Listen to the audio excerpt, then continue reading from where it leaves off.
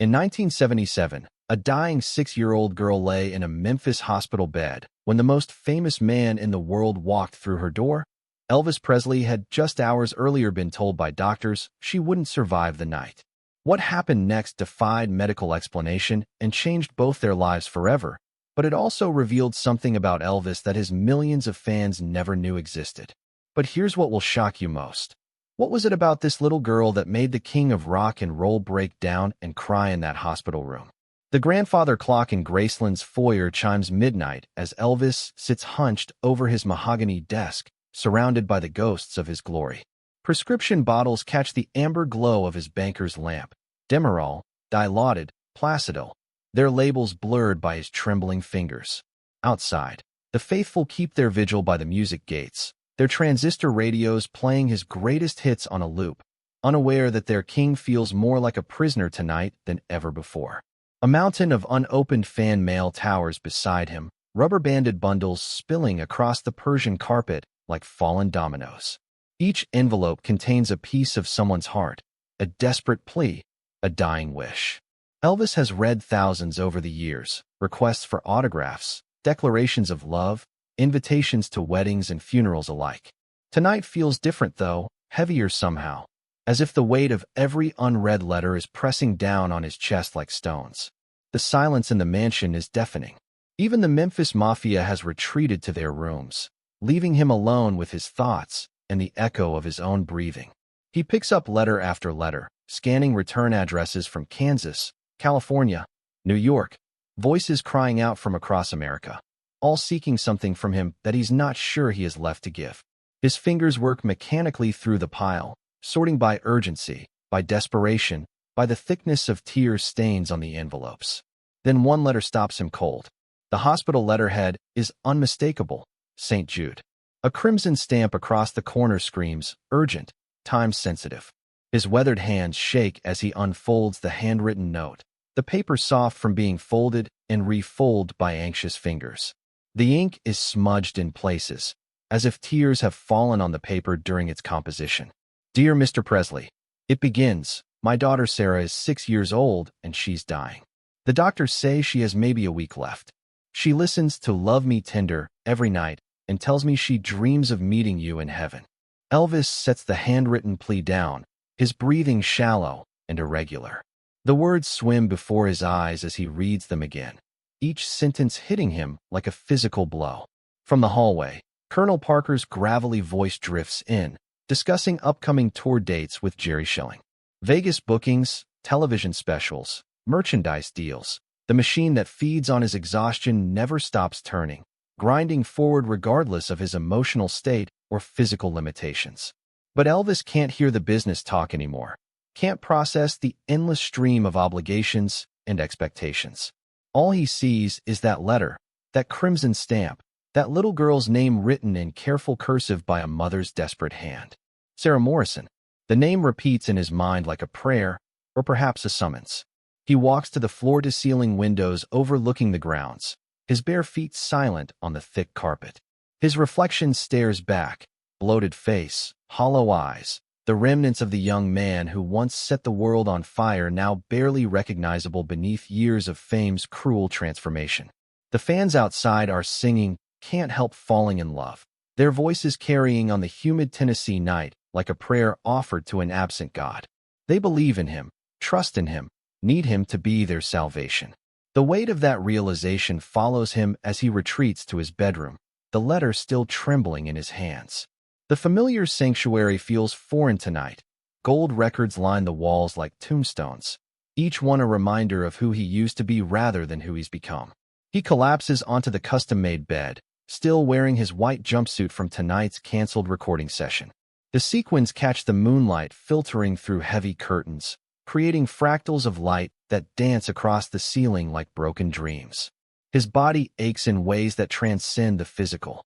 Every joint screams from years of relentless performing, every muscle tight with the tension of carrying expectations too heavy for any mortal man. But it's the spiritual exhaustion that cuts deepest, the knowledge that somewhere along the way, he lost the boy from Tupelo who just wanted to make music that moved people's souls. Now he's a commodity, a brand, a a mythology that feeds itself while the man inside slowly starves. He thinks about last week's performance in Louisville, how he'd gone through the motions like a wind-up doll. The crowd screamed, fainted, reached for him with desperate fingers, but he felt nothing.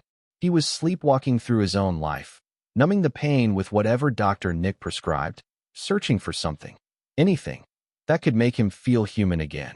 The pills helped him sleep, but couldn't quiet the voice in his head asking, "Is this all there is?"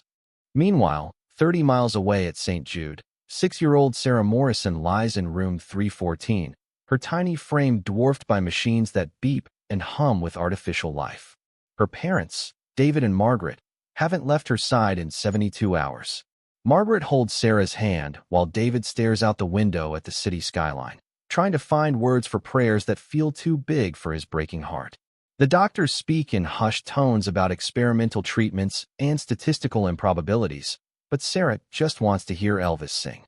Her portable record player sits on the nightstand, "Love Me Tender," spinning endlessly while she drifts in and out of consciousness.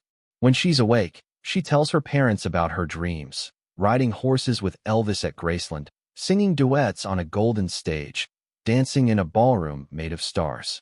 She doesn't understand why everyone looks so sad when she talks about meeting him soon. To her, it's simply inevitable, like sunrise or her mother's goodnight kiss. Back at Graceland, Elvis's inner circle gathers in the living room. Jerry Schilling exchanges worried glances with Joe Esposito while Red West recounts another incident from the road.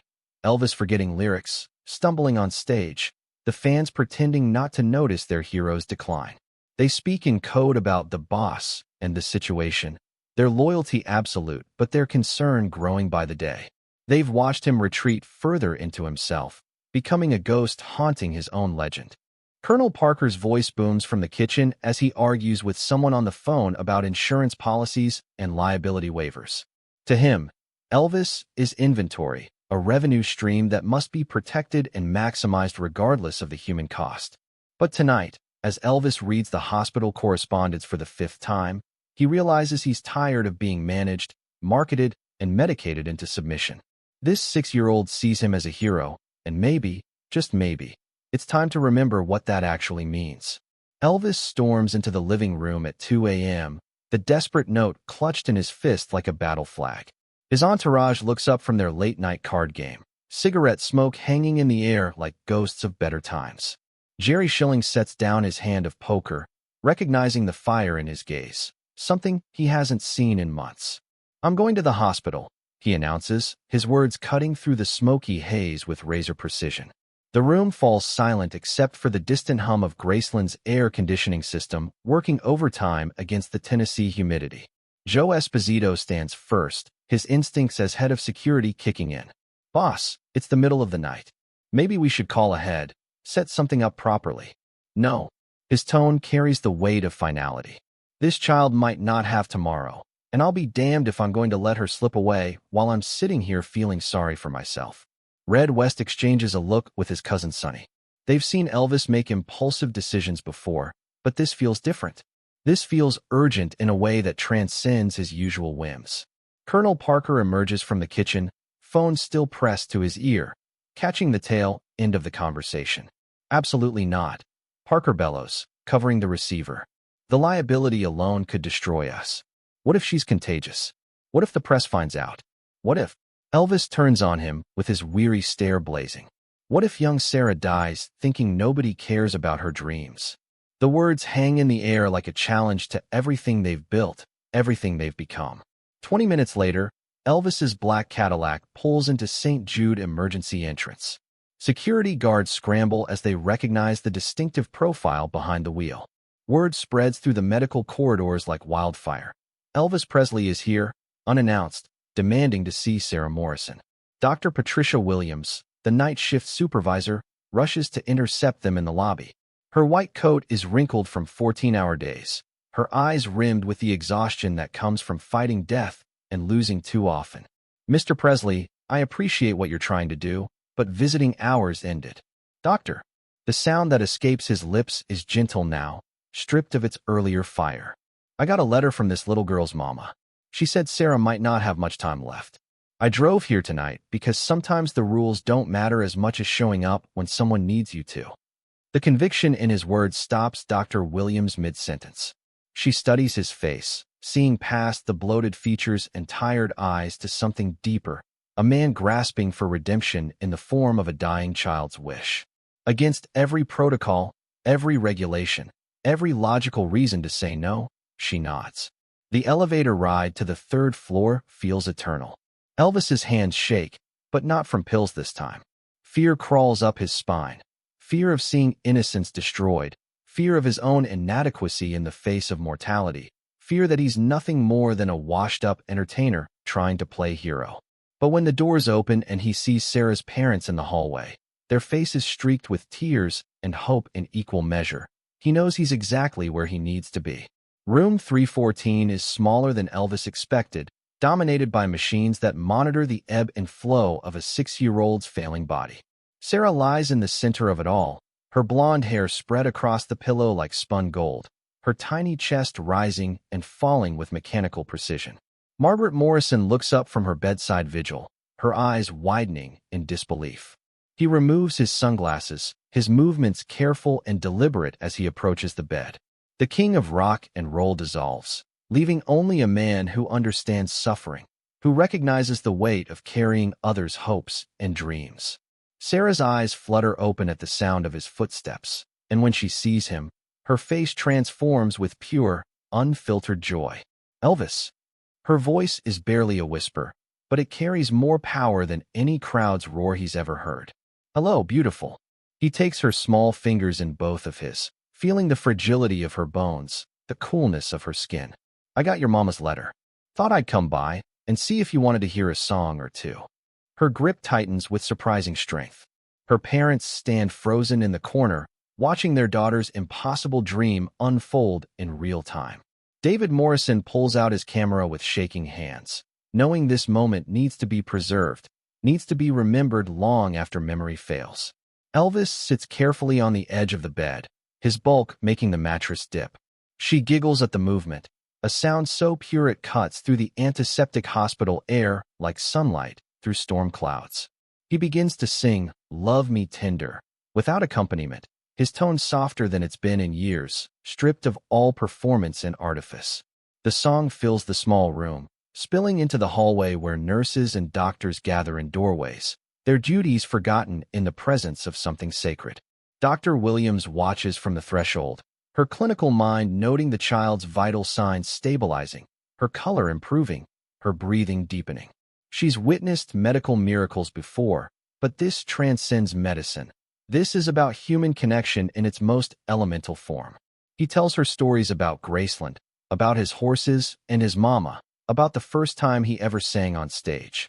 She listens with rapt attention, occasionally asking questions that reveal a wisdom beyond her years.